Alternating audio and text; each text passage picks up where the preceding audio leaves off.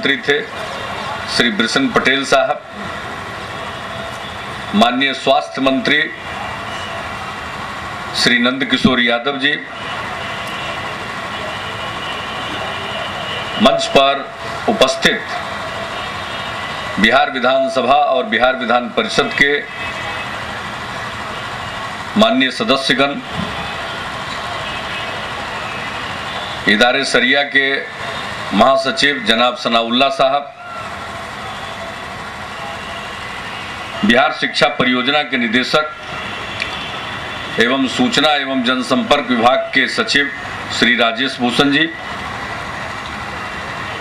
छात्र छात्राओं, कलाकारों,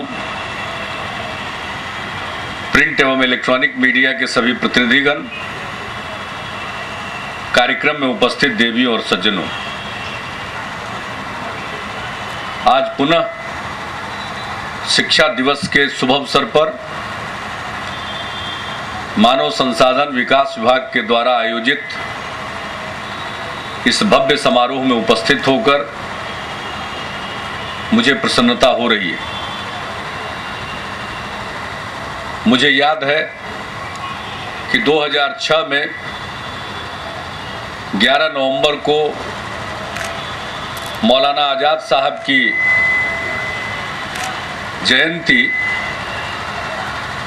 कुछ संस्थाओं के द्वारा मनाई जा रही थी, जिसमें मैं भी आमंत्रित था।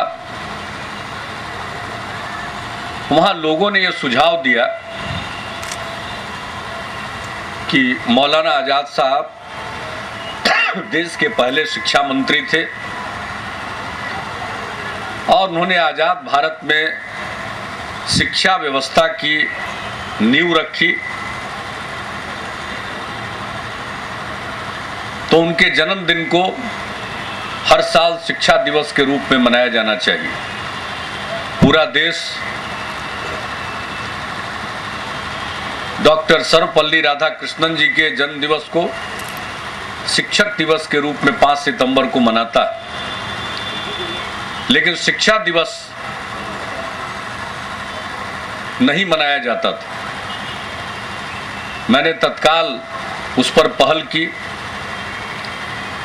मैंने उसी कार्यक्रम में इस बात की घोषणा की थी कि मैं केंद्र सरकार से अनुरोध करूंगा कि केंद्र सरकार 11 नवंबर को मौलाना आजाद साहब के जन्मदिन के अवसर पर पूरे देश में शिक्षा दिवस मनाए, और अगर वो हमारी बात न भी मानते हैं तो अगले वर्ष से बिहार सरकार की तरफ से 11 नवंबर को शिक्षा दिवस के रूप में मनाया जाएगा। और 2007 में बिहार सरकार के मानव संसाधन विकास विभाग के द्वारा शिक्षा दिवस का आयोजन किया गया श्री कृष्ण मेमोरियल हॉल में, और हमने उसी दिन ये अपेक्षा की थी कि इस साल तो पहला साल है, अगले वर्ष से शिक्षा दिवस का आयोजन गांधी मैदान में होना चाहिए। पिछले वर्ष भी गांधी मैदान में शिक्षा दिवस का आयोजन किया शिक्षा विभाग ने, और इस बार भी गांधी मैदान में इसका आयोजन किया गया है। और इस बीच में केंद्र सरकार ने भी निर्णय ले लिया कि 11 नवंबर को शिक्षा दिवस के रूप में मनाया जाएगा। बहुत खुशी की बात है। शिक्षा के क्षेत्र में बिहार में जो कुछ भी किया जा रहा है, जो हमारी पहल है, उसको दर्शाते हुए आज के अवसर पर प्रदर्शनियां भी लगाई गई हैं। लोग उसमें जा रहे हैं, उनका अवलोकन कर रहे हैं, और शिक्षा के क्षेत्र में अनेक नए कदम बिहार में उठाए गए। आप सबको मालूम, शिक्षा के मामले में बिहार पिछड़ा था। हमारे बच्चे स्कूलों के बाहर रहते थे। शिक्षक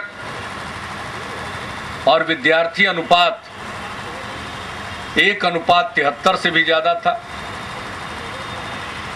राष्ट्रीय लक्ष्य 1:40 का है। उसको प्राप्त करने के लिए बड़े पैमाने पर शिक्षकों का नियोजन किया गया, नए स्कूल खोले गए, स्कूल भवनों के लिए धनराशि उपलब्ध कराई गई और उसका परिणाम हुआ कि स्कूलों के बाहर रहने वाले बच्चों की संख्या में कमी आई। पिछली बार प्रथम की जो रिपोर्ट आई उसमें भी दर्शाया गया और हम लोगों का भी अपना आकलन है कि जहां 25 लाख बच्चे स्कूलों के बाहर थे, अब उनकी संख्या घटकर 10 लाख हो गई। अब यह संख्या दिनानुदिन और घटती जाएगी। हम उस दिशा में प्रयत्नशील हैं। और फिर जो बच्चे बाहर रह रहे हैं उसमें ज्यादातर बच्चे का अध्ययन कराया गया तो पाया गया कि वो महादलित समुदाय के हैं, अल्पसंख्यक मुस्लिम समुदाय के हैं। इसलिए उनको स्कूलों की तरफ आकर्षित करने के लिए महादलित टोलों में उत्थान केंद्र और अल्पसंख्यक मुस्लिम टोलों में तालीमी मरकज की शुरुआत की गई। अनेक उत्थान केंद्र खोले जा चुके हैं। तालीमी मरकज के प्रारंभ करने का भी सिलसिला शुरू हो गया और मेरा पक्का विश्वास है कि अगले 1-2 वर्षों में इसका प्रभाव साफ तौर पर दृष्टिगोचर होगा और स्कूलों के बाहर बच्चों की संख्या में और गिरावट आएगी। हमारा लक्ष्य है कि हर बच्चे को हम स्कूल में पहुंचा दें। अनेक काम किए गए। लड़कियों को लोग स्कूल नहीं भेजते थे गरीबी के कारण, इसलिए हम लोगों ने मिडिल स्कूल में लड़कियों को पोशाक देने की योजना शुरू की। हर लड़की को, चाहे वो किसी भी जात धर्म संप्रदाय की हो, APL हो BPL हो, हर लड़की को 700 रुपया हर साल दिया जाता है ताकि वो 2 जोड़ी पोशाक, 1 जोड़ी जूती और 1 बैग खरीद सके। और उसका परिणाम हुआ लड़कियों की संख्या बढ़ी। और फिर लड़कियों के लिए साइकिल योजना, उसने तो समाज में परिवर्तन ला दिया। पटना शहर में लड़कियां साइकिल चलाते हुए नहीं दिखती थी और आज गांव-गांव में लड़कियां साइकिल चलाते हुए स्कूल जाती हुई दिख रही। ये परिवर्तन नहीं तो और क्या है। बहुत लोगों को ये परिवर्तन दिखाई नहीं पड़ता, लेकिन ये परिवर्तन हो रहा। और अब हम लोगों ने निर्णय लिया है कि लड़कियों में एक जोश, उत्साह पैदा हुआ, आत्मविश्वास का भाव पैदा हुआ।